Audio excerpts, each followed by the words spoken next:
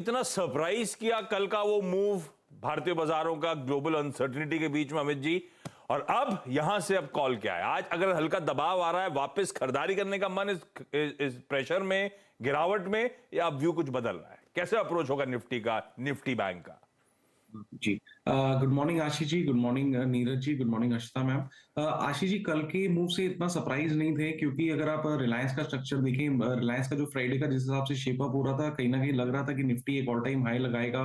रिलायंस एक corrective mode से ऊपर आ रहा था, तो काफी वी वर प्रिपेयर्ड कि ऐसा लगता था कि Reliance will pull the Nifty up, और वैसा ही हुआ। कल के सत्र में हमने देखा कि निफ्टी ने अपना 10 डेमा टच करके एक अच्छा अप मूव दिया और ऑलमोस्ट डे के हाई पे क्लोज किया। आज के सत्र में हम देख रहे हैं डेफिनेटली ग्लोबल क्यूज नेगेटिव हैं, लेकिन अगर हम टेक्निकली निफ्टी का स्ट्रक्चर देखें, चार्ट देखें, तो कहीं भी उसमें टेक्निकली कोई वीकनेस नहीं है। निफ्टी अभी भी कंफर्टेबली अपने 10 डेमा के ऊपर ट्रेड कर रहा है।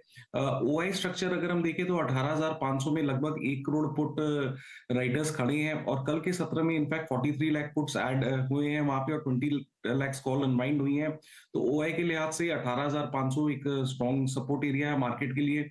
लास्ट स्विंग हाई हमारा लगभग आता है 17,450 का, that is also a strong support area, और उसके नीचे डेफिनेटली 10 डेम है 17,370 का। Reliance is still strong. IT में हम थोड़ी बहुत कल प्रॉफिट बुकिंग देखे, लेकिन आईटी का भी स्ट्रक्चर पॉजिटिव है। तो निफ्टी में एज सच अभी कोई इतनी वीकनेस नहीं लग रही है। हमारा फर्स्ट रिएक्शन आज के सत्र में यही होना चाहिए कि हमें ये डिप बाय करनी चाहिए। निफ्टी स्पॉट में 18,562 के लगभग है। कोई लगभग अगर हमें अर्ली मॉर्निंग में डिप आए और 18,400 18,450 के लेवल्स इंटैक्ट है, तो पहला रिएक्शन हमारा बाय ऑन डिप का ही होना चाहिए। उसके बाद हम ड्यूरिंग द डे असेस करेंगे how it moves. Bank Nifty का अगर हम स्ट्रक्चर देखें तो आशीष जी, थोड़ा बैंक निफ्टी में इतना कॉन्फिडेंस नहीं आ रहा। मैं ये नहीं कहूंगा कि बैंक निफ्टी अभी इमीडिएटली शॉर्ट है, बट बैंकिंग स्टॉक्स थोड़े से टायर्ड लग रहे हैं। एचडीएफसी बैंक में जो हमने एक दो दिन पहले पुल बैक देखा था, वो इतना सस्टेन नहीं कर रहा है।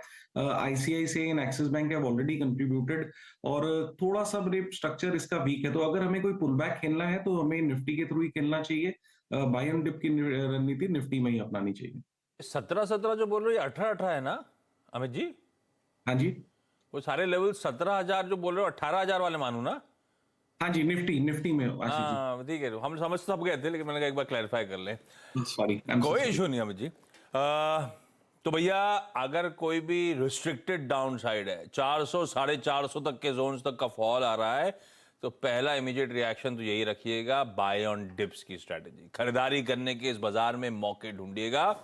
उसके बाद as the day progresses assess करेंगे आगे का बाजार की चाल। बैंकिंग स्टॉक्स वाकई थोड़े से थकावट में नजर आ रहे हैं। इवन कल भी कुछ कॉन्स्टिट्यूएंट्स वीक थे, निफ्टी बैंक के कुछ कॉन्स्टिट्यूएंट्स फिर भी हरे निशान में थे। फाइनली निफ्टी बैंक फ्लैट बंद हुआ था।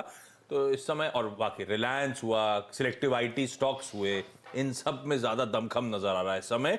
तो एक निफ्टी ज्यादा बेहतर स्वीटली पोजिशनड आपको नजर आएगा। अमित जी के मेंशन लेवल्स आपकी स्क्रीन पर। एक स्टॉक दिखाइएगा अमित जी, पिछले 2-3 दिन से आप पैनल में शिरकत नहीं कर रहा हूं, मैं मिस कर रहा हूं आपको।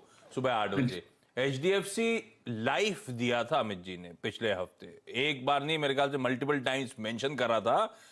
जरा चाल लाइएगा एचडीएफसी लाइफ की। तब से, क्योंकि 2-3 दिन से गजब का मूव कर रहा था, तो मैंने कहा तब से याद आ रही थी, तो बहेती साहब से फिर चेक लिया था मैंने स्टॉक का। अमित जी, ऐसी कोई बढ़िया स्टॉक जो रडार पे वो